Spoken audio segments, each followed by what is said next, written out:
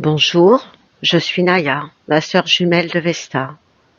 Je vais continuer à vous lire le livre spirituel de ma sœur jumelle.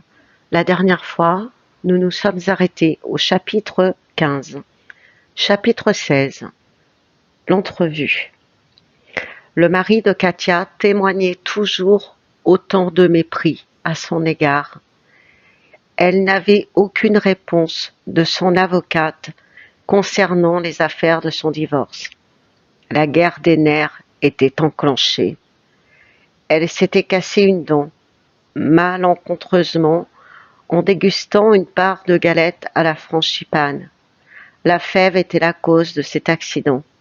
La gourmandise est la mère de tous les vices. Aucun dentiste n'avait daigné lui accorder de rendez-vous dans sa région. Elle fit donc de nombreux allers-retours à la capitale pour consulter son spécialiste habituel. Compétent, empathique et bienveillant, elle lui accordait toute sa confiance. Cela entraînait des frais inconsidérés. N'oublions pas que le but du mari de Katia était de la ruiner, mais elle adorait voyager. Prendre le train, c'était une façon d'être nulle part et partout en même temps.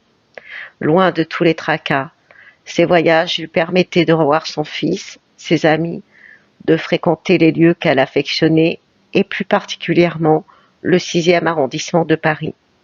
Cela lui permettait de se ressourcer. Sa marraine, la bonne fée, l'appelait régulièrement et cela la confortait. Elle l'écoutait et la comprenait. Igor était HPI, au potentiel intellectuel.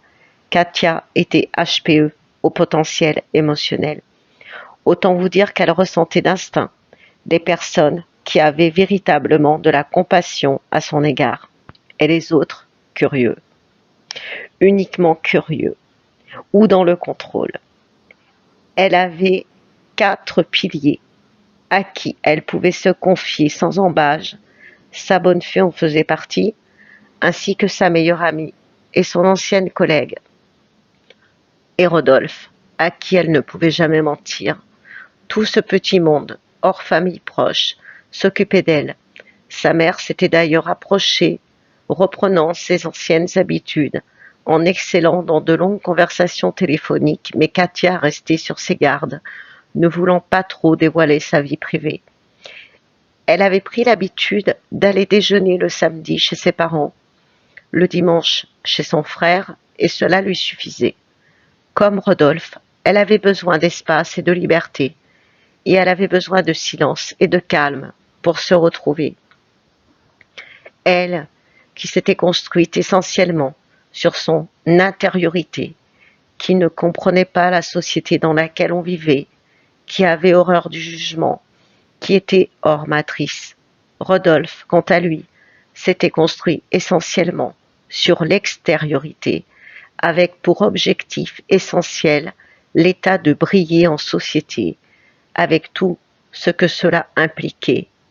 Une femme, un enfant, un bon métier, une notoriété. Bref, les valeurs christiques de l'homme, une vie conventionnelle, comme Katia au même âge. Ils eurent un bref échange téléphonique durant lequel il lui expliqua qu'il travaillait sur un projet d'étude et lui promit de la rappeler le week-end suivant.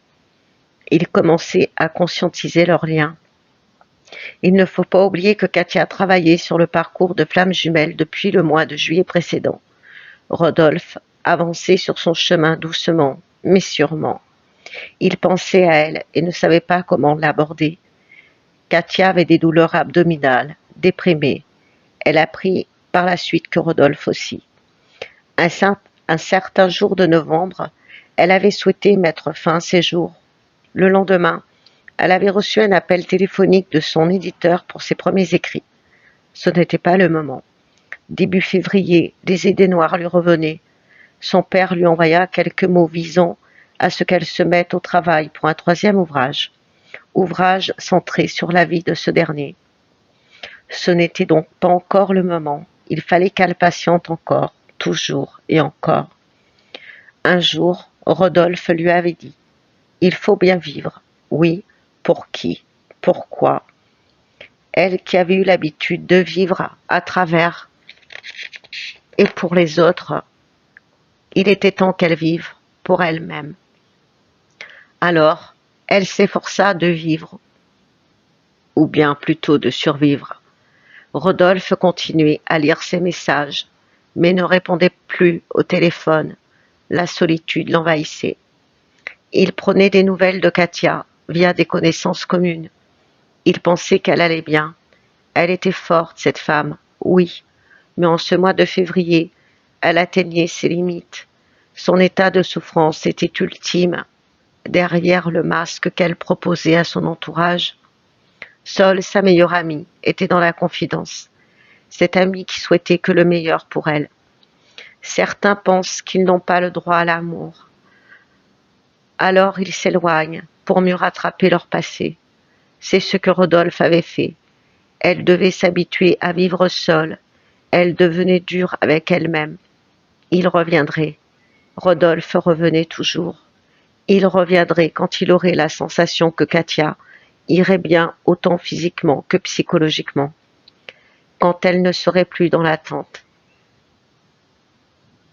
quand il sentirait son détachement. À ce moment-là, il reviendrait vers elle, de peur de la perdre. Elle le savait. Curieusement, elle ne pleurait quasiment plus le soir en rentrant. Elle avait plus confiance en elle, plus confiance en lui. Et son divorce, qui n'avançait pas d'un poil depuis le mois de novembre.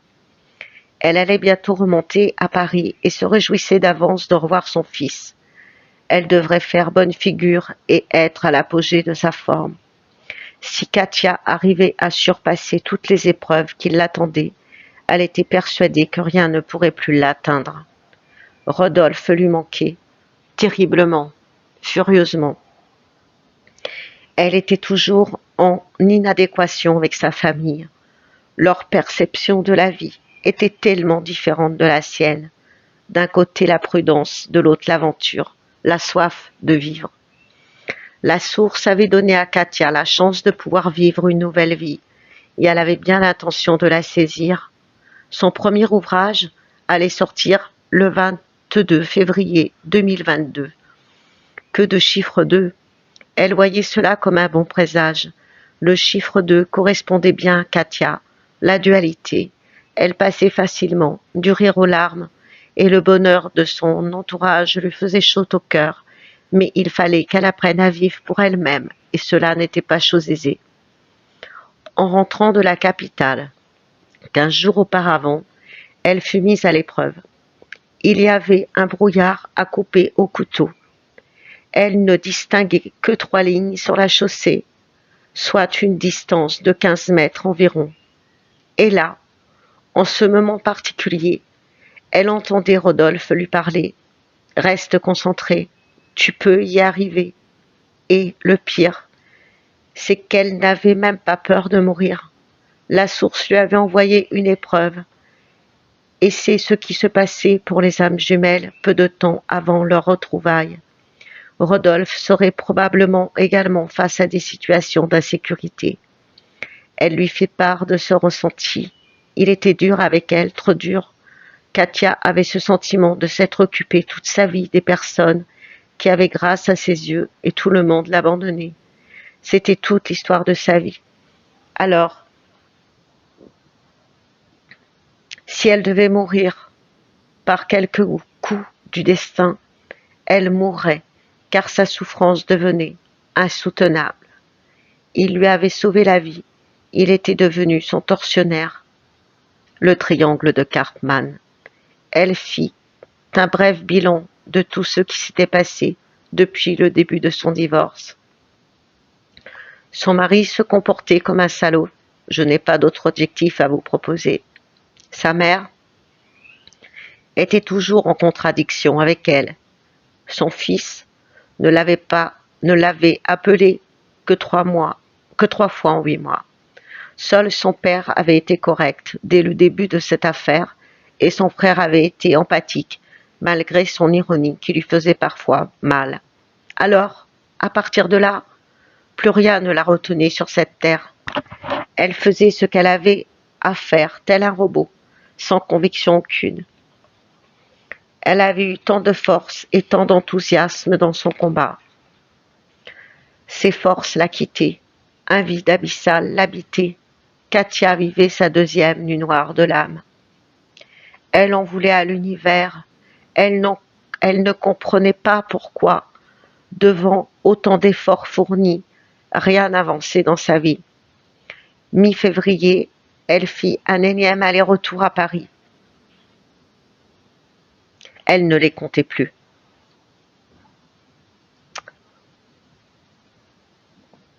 Elle déjeuna avec Igor, ils se promenèrent, se confièrent des choses intimes.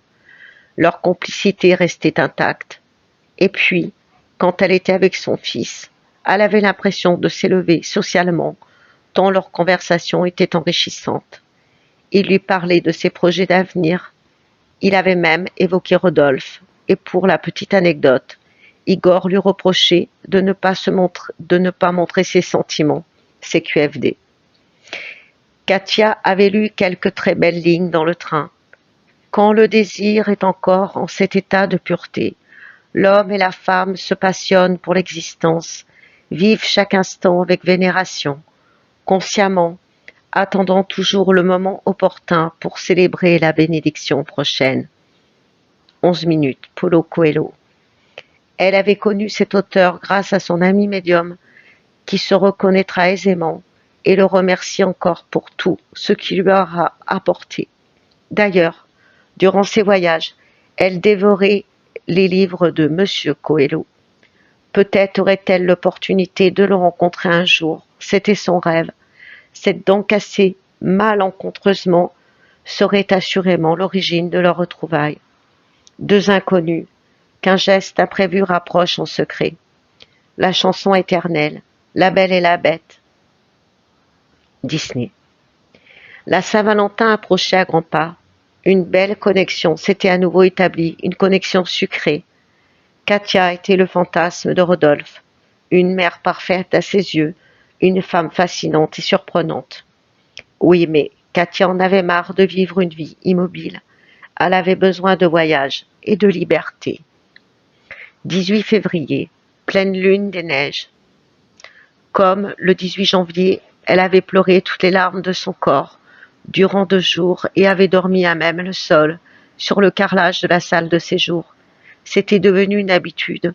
Lors des pleines lunes mensuelles, elle était à fleur de peau, épuisée, aussi bien physiquement que moralement, par toute l'énergie qu'elle dépensait pour être au top de sa forme devant son entourage. Katia reçut les exemplaires gratuits de son premier ouvrage.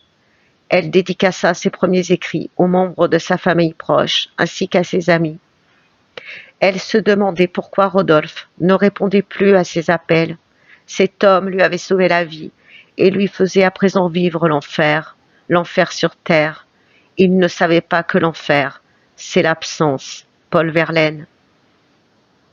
Les secondes devenaient des minutes des heures, les jours des semaines, les semaines des mois. Elle écoutait à nouveau des musiques tristes, et l'eau de pluie dégoulinait sur les fenêtres de sa chambre comme en novembre. Elle ne faisait plus brûler de bougies, elle ne croyait plus en rien ni en personne. Elle demandait à Dieu chaque soir de la foudroyer d'une crise cardiaque dans son sommeil pour ne plus souffrir de l'ignorance totale et complète de Rodolphe. Elle ne dormait pas. Elle apprendra plus tard que lui non plus.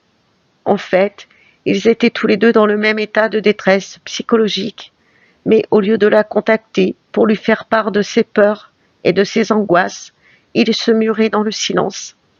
L'attitude de Rodolphe à son égard lui paraissait insurmontable. Ils se revirent sous l'impulsion d'Elias.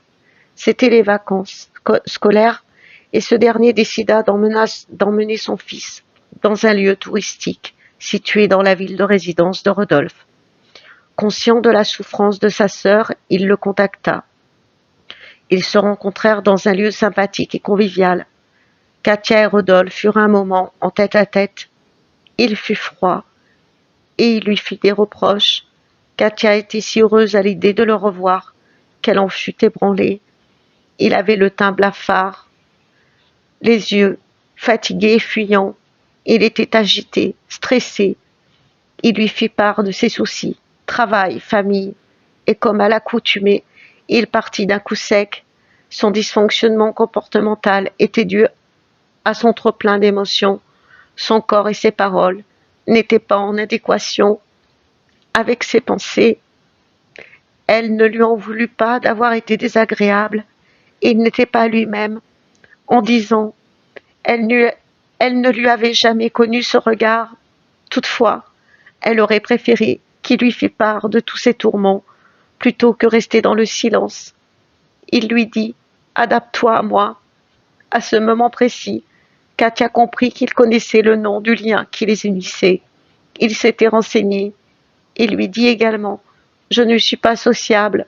Et Katia rétorqua, c'est faux, tu es tout le contraire et tu ne me feras pas de mal. Cette brève rencontre vira au cauchemar. Leurs égos respectifs et surdimensionnés amenèrent cette entrevue sur une discussion destructrice à sens unique. Elle avait trop idéalisé ce moment. Cependant, elle ne faiblit jamais et garda son self-control. Elle ne comprenait pas. Elle avait toujours pensé que tout le monde pourrait la faire souffrir, sauf lui. Il la poussait hors de ses limites. Il fallait qu'elle se réalise seule, sans l'aide de personne. C'est ce qu'il désirait, c'est ce qui lui faisait comprendre. Elle lui en voulait, mais par la suite, elle savait qu'elle en sortirait grandie. Il voulait qu'elle soit comme lui. On notera tout de même un point positif.